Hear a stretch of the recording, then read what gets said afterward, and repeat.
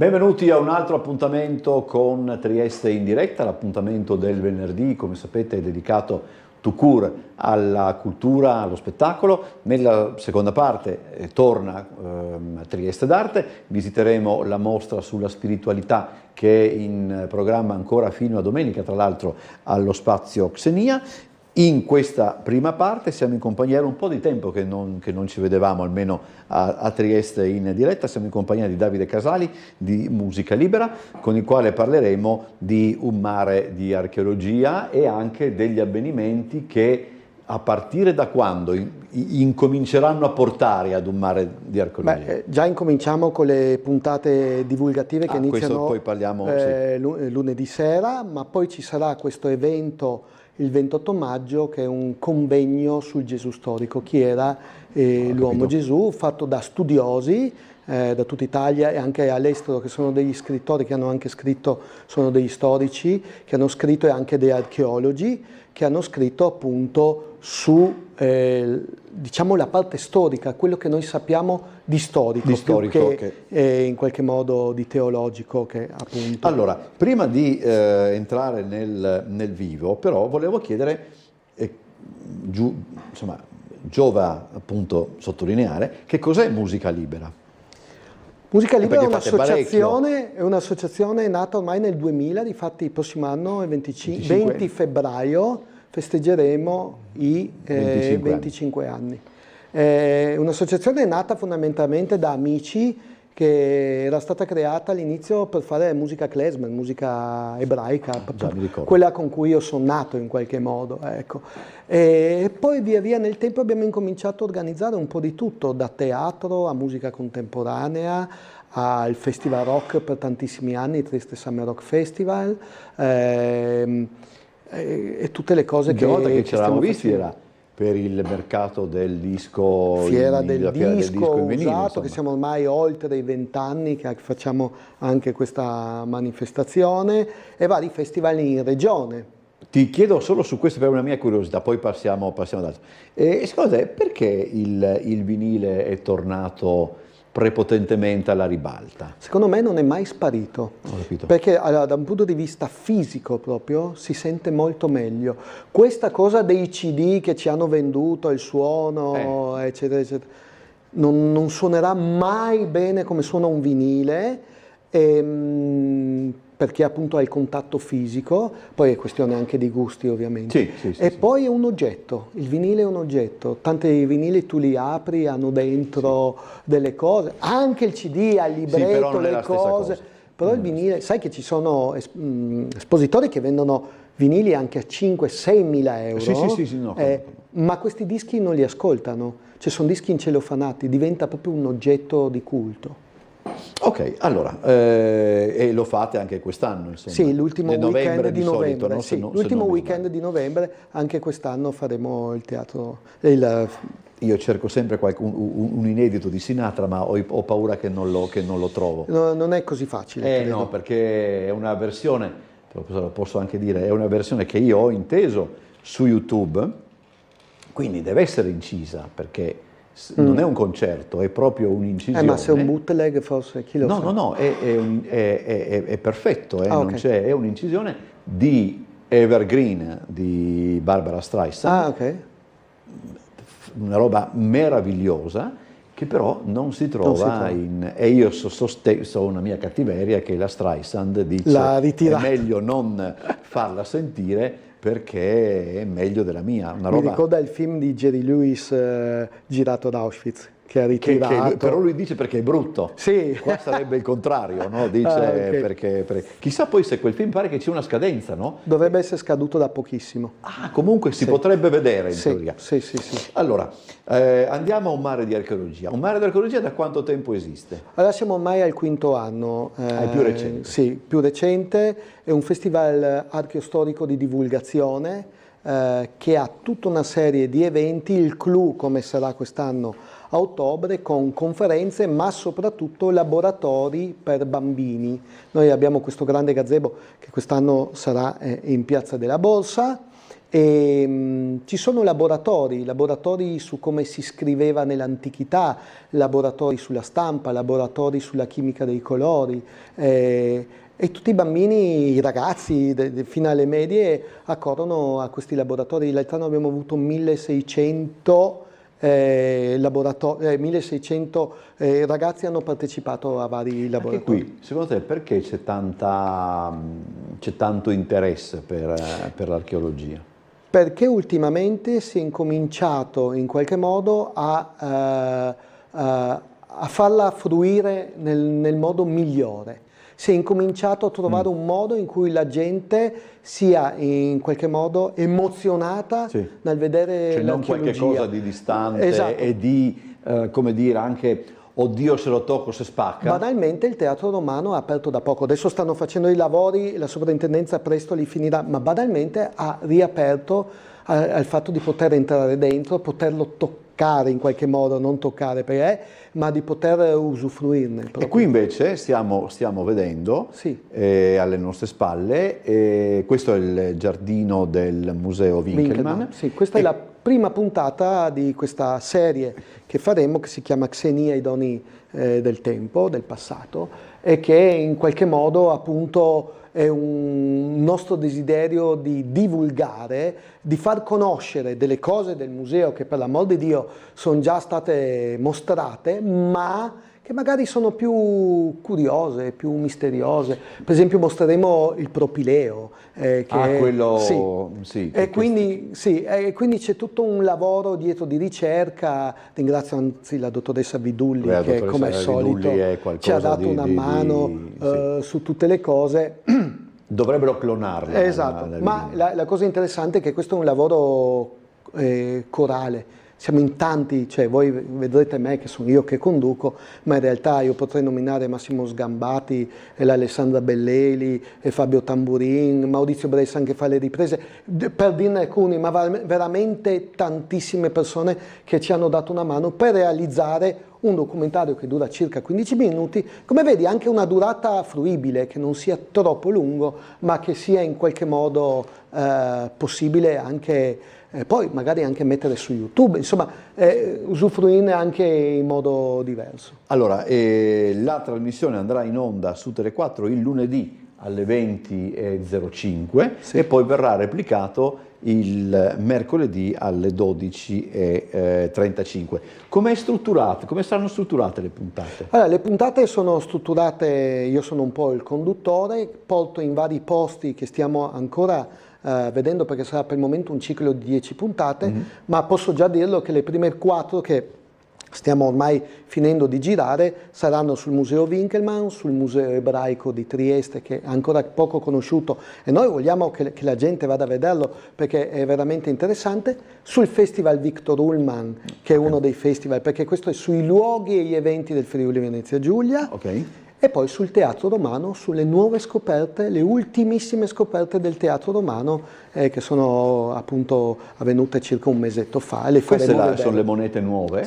No, sono già da molto tempo le monete romane che sono appunto nel Museo Winkelmann, che sono veramente molto molto interessanti. Fate cose, è un museo che sta nuovamente, ha veramente una vita nuova, ma è un museo bellissimo. Noi per esempio abbiamo i vasi ciprioti, una delle collezioni più importanti in Italia, se non addirittura in Europa, e quasi nessuno sa questa cosa. Poi qui c'è il propileo, il famoso propileo, in cui perché si entra da sotto, no? È uno dei più grandi in alzato che abbiamo, appunto. Questa, spieghiamo, è una ricostruzione. Ovviamente una ricostruzione. E sarebbe però una ricostruzione di dove sorgeva. Dove sorgeva esattamente, quando io vado dentro, vedete le scale sono esattamente. È bello anche E a sinistra c'è praticamente il campanile e sopra in qualche modo appunto c'è adesso il è stato anche un bel lavoro, credo fosse il Rotary se non mi sbaglio. Sì, aveva fatto un libretto, e lo ha in qualche modo restaurato e restituito. Tra l'altro vedo adesso che nella conferenza, nella giornata di studi appunto Chi era l'uomo Gesù, che è in programma il 28 di maggio quindi tra 2 martedì, se non vado errato, sì, tra 2 martedì, tra i relatori. Ora non è che debba essere io a fargli pubblicità, però c'è anche il mio amico Maurizio Lorber, e io devo citarlo sempre perché era immancabile. È uno che insomma è un catalizzatore cioè le sue conferenze bisogna andare a vederle per capire di che cosa è capace, non è che si mette a fare il giocoliere eccetera, però ha una capacità fabulativa notevole. E poi c'è anche la Francesca Romano, che è questa professoressa che insegna, è un'archeologa dell'Università 3, che scava nel Santo Sepolcro. E lei ci verrà a dire quali sono le ultime scoperte, ma ultime proprio di giorni, settimane. Quindi questo è un convegno che io è aperto a tutti, è divulgativo. Dove si svolge? Al Museo Revoltella. Tutto il giorno, a partire dalle ore 10, è divulgativo, è aperto a tutti. Questo è il nostro scopo, fare divulgazione. Invece, per quanto riguarda poi, se puoi già anticipare, perché magari un po' troppo presto, eccetera, però insomma le attività specifiche di un mare di archeologia, che queste sono in autunno, quest'anno hanno delle caratteristiche particolari? Allora, abbiamo una cosa molto interessante, il primo Festival del Teatro Antico, il 3 di giugno alla Sala Luttazzi. 3 giugno è una bellissima data. È il tuo compleanno, ecco. Quest'anno poi possiamo perdere. Quindi se vuoi venire a partire dalle ore 18 c'è il liceo, c'è sia il Petrarca che il Dante che faranno delle performance. Il Petrarca, siamo anche noi del Dante. Esatto. Che cos'è proprio il teatro cioè, ci siamo un po' ispirati al festival che è a Siracusa, che è un festival di teatro antico, non quello che è bellissimo, ma è un festival a livello nazionale, anche internazionale, di scuole superiori e scuole medie, credo anche, dove i ragazzi stessi interpretano queste grandi tragedie del passato. E questo è un altro modo per divulgare, è un altro modo, in qualche modo, per far conoscere e per far partecipare i ragazzi. Perché questo è il grosso problema che le scuole italiane hanno, che si fa teatro. Cioè, credo che non sia cambiato niente rispetto a quando andavamo noi, nel senso che non si studiava teatro senza farlo, e invece bisognerebbe non bisognerebbe demandare alla buona volontà delle scuole, ma bisognerebbe istituire proprio. Io credo che sia però un problema culturale. Com'è l'ora di musica, io continuo a vedere su Facebook quelli che pubblicano, vedi il flauto, facevamo. È vero che il flauto, però è anche vero che se ci fosse stato un pensiero dietro, perché quello è il flauto barocco comunque, e suonarlo bene non è una cosa semplice. Ma poi io ogni volta che posso lo ripeto, se tu vai a leggere, magari io mi concentro più su teatro, ma se tu vai a leggere le biografie dei più grandi attori britannici, vedi che, e ciò significa dei più grandi attori del mondo, a parte adesso ho trovato un francese che è bravissimo, ma insomma è un altro discorso, però loro hanno incominciato a fare teatro a scuola, perché lì è un concetto completamente diverso, ma ormai forse non si recupera nemmeno più, per dire la verità, temo. In Slovenia fanno questo, difatti la maggior parte delle persone suonano, per non dire negli Stati Uniti, magari su altre cose dal punto di vista culturale un po' diverso, però hanno le bande, ma hanno anche lo sport, cioè è inclusivo nel loro essere scolastico, e non è una cosa extra, è una cosa che fa parte della loro inclusività. Certo. E questo è un grosso, però noi continuiamo con i Promessi Sposi. Per questo esiste un mare di archeologia che vuole proprio chiamare i ragazzi per fargli capire che la storia e l'archeologia non sono noiose, possono essere anche divertenti e accattivanti, possono essere in qualche modo veramente belle da vedere. Io ho sempre emozione anche quando ho girato questo documentario al Museo Winkelmann, ci vado spesso, io porto spesso i miei figli, perché secondo me è bellissimo. Io non amo molto l'archeologia perché per certi aspetti, adesso non c'entra molto come discorso, ma giusto per, insomma, deve essere anche onesto da parte mia di dire certe cose, io associo l'archeologia, i reperti, quantomeno i reperti artistici, alla scultura, e io non amo molto la scultura. io sostengo con una certa che la scultura è arte per daltonici, poi mi sgridano di tutto i miei amici, eccetera, però devo dire la verità, però cioè, certamente quando riesci a far entrare, mettiamola così, il ragazzo dentro il passato, significa che sei già... Insomma, il lavoro divulgativo è eccezionale. Io penso, insomma. quando abbiamo portato Zahi Hawass, la conferenza che ha fatto è stata una roba incredibile, perché ha un fascino, lui anche, no? E poi anche e le cose che mostrava. E desumo anche, Davide, che le cose fatte in un certo modo poi coinvolgono non soltanto gli esperti, non soltanto gli appassionati, ma anche chi magari appena incomincia ad interessarsi a queste cose. Non è che poi tutti devono fare gli storici e gli archeologi, è solo per conoscere le cose, no? Come è successo che stanno avendo le mostre ultimamente, negli ultimi anni, le mostre di quadri in generale hanno un successo clamoroso, forse perché è un altro modo di far fruire le persone, no? Sì. Non lo so, la museologia è una cosa che si studia, non è una cosa che si inventa, no? Voglio dire, c'è un percorso, c'è un'idea, anche dietro le puntate noi abbiamo appunto un percorso, un'idea, cosa vogliamo far mostrare. Quando andiamo nei musei diciamo, ma voi cosa volete far mostrare? E poi fatemi capire, se viene un ragazzino, cosa gli mostrate? Fate vedere? Perché se gli mostrate le cose che a voi piacciono, non è detto che piacciono a loro. E questo è quello che sempre noi ci domandiamo, no? È quello a cui noi vogliamo arrivare poi. Tra l'altro, proprio specialmente poi al Museo Winkelmann c'è di tutto e di più, perché c'è anche la parte egizia che esercita sempre un fascino notevole, e poi, lo ripetiamo, c'è la Vidulli che è in grado di... E l'orto lapidario nel Castello di San Giusto, cioè veramente noi non ci rendiamo conto della bellezza di quello che abbiamo, e delle cose che abbiamo. Io parlo veramente da un punto di vista storico-archeologico, veramente siamo...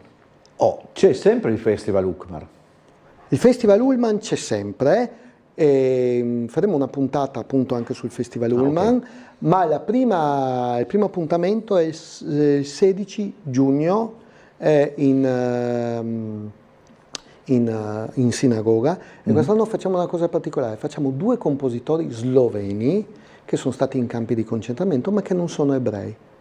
E io sono riuscito a recuperare il figlio di uno di questi 2 compositori, di Blozan, questo compositore sloveno di Lubiana, che ci raccontava che il papà è stato arrestato, lui non era né un politico, è stato un giorno arrestato così per strada, un rastrellamento con altri suoi amici, gli altri suoi amici sono stati picchiati, qualcuno è anche morto, e lui è stato portato a Mauthausen ed è rimasto per più di un anno, ma è tornato indietro.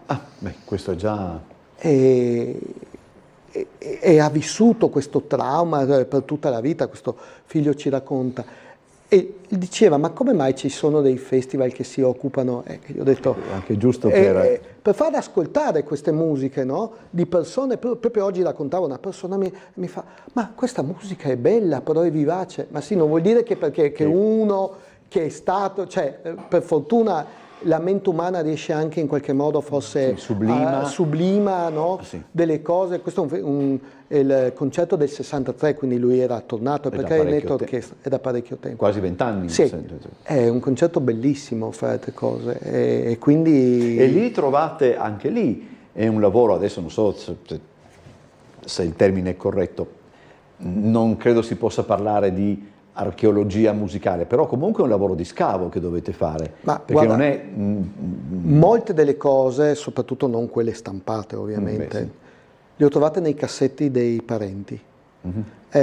Oppure c'è questo compositore della Prima Guerra Mondiale che si chiama Bruno Morpurgo, che il papà è nato a Trieste, ma lui invece è nato a Vienna perché il padre era un commerciante che aveva... Lui ha combattuto nella Prima Guerra Mondiale ed è morto a Gorizia, gli hanno sparato a Gorizia, ma lui combatteva con gli austriaci. Sì. Ma lui ha studiato con Mahler, cioè con i più grandi che si potevano trovare a Vienna, i più grandi insegnanti di composizione.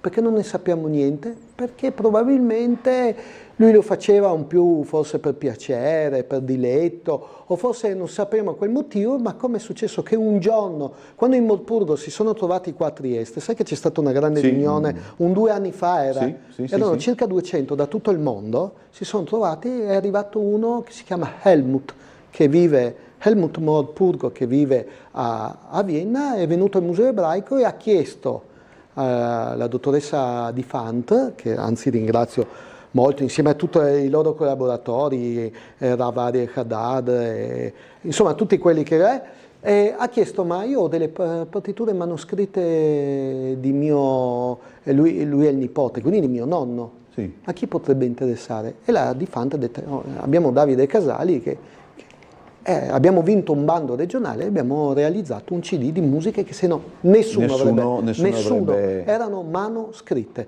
Quindi è stato un lavoro archeologo di recupero, di digitalizzazione, quindi rendere le parti fruibili per gli orchestrali.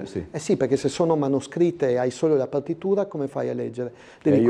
Questo è territorio che io... No, ma non è solo che tu hai solo la partitura, ogni strumentista deve avere solo la sua parte, non può avere tutta la parte. Capito. Quindi un lavoro di digitalizzazione è un lavoro storico di ricerca, è un lavoro poi di registrazione di queste che poi partiture. dopo, tra l'altro, questi brani poi voi anche li eseguite, insomma, ove possibile. Questo è li abbiamo eseguiti difatti l'altro anno in sinagoga per la prima volta al mondo, perché non era mai stata eseguita, e ce l'ha chiesta un'orchestra di Vienna, perché ha saputo di questa cosa tramite Helmut e noi gli abbiamo mandato le parti.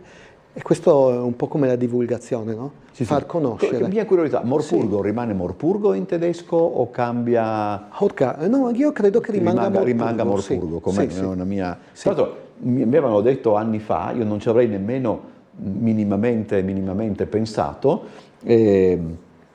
Moustaki, il compositore franco-greco, credo che fosse stato. Moustaki e Moustaki sono gli stessi, insomma era cugino, credo, del professore, del medico. Credo di sì, no, era proprio, ma solo che uno non ci pensa, insomma, se non è dentro. Sappiamo che Trieste ha dato i Natali veramente, una roba impressionante. E questa è, adesso, insomma, è inutile andarsi a nascondere dietro. Questa è anche la forza della città, francamente. Bisogna riconoscere, è inutile andare a nascondersi dietro strane. Siamo tutti un mélange. Difatti io leggo spesso il giornale, ormai su Facebook anche, ci sono veramente tantissimi eventi. Da conferenze a concerti. I luoghi invece, toglimi ancora questa curiosità, Davide, che forse non te lo so rispondere. No. Ci sono sufficienti luoghi? No.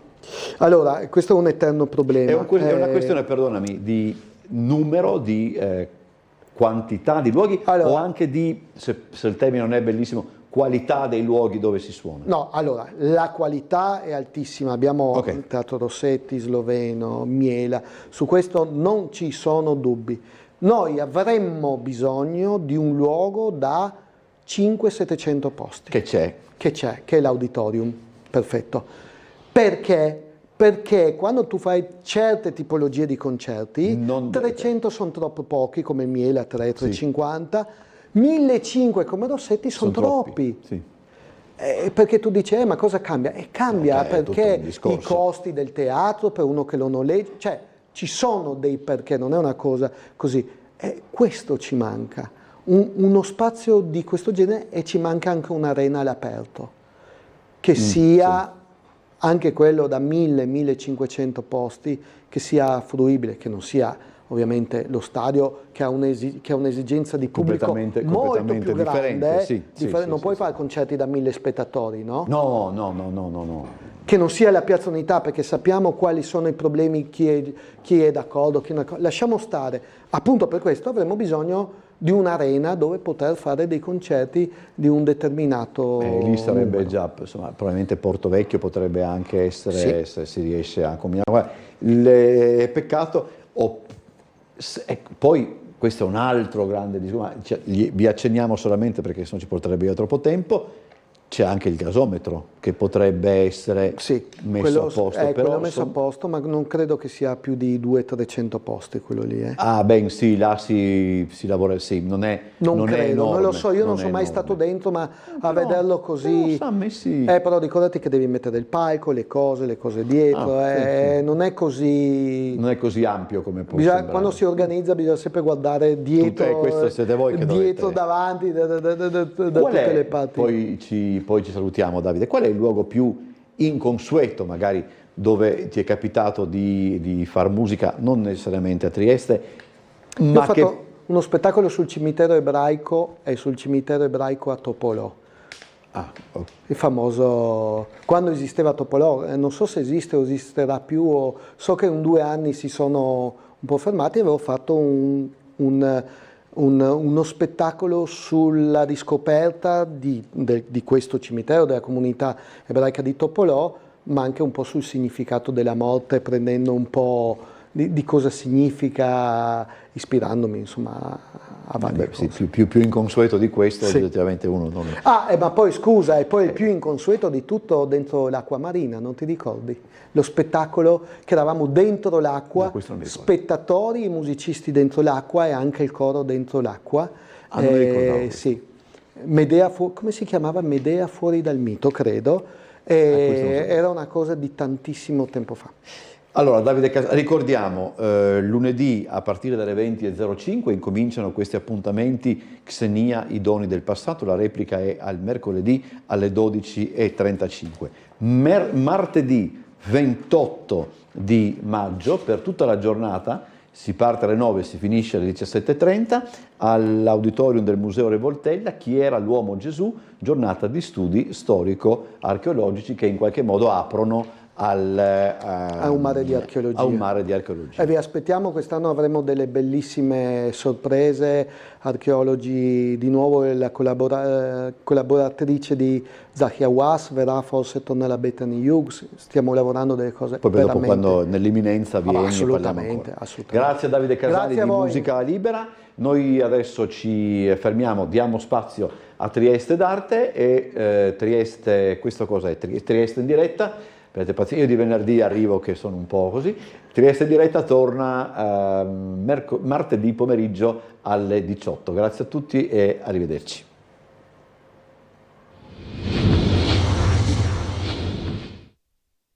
Questo spazio è realizzato in collaborazione con Fondazione CR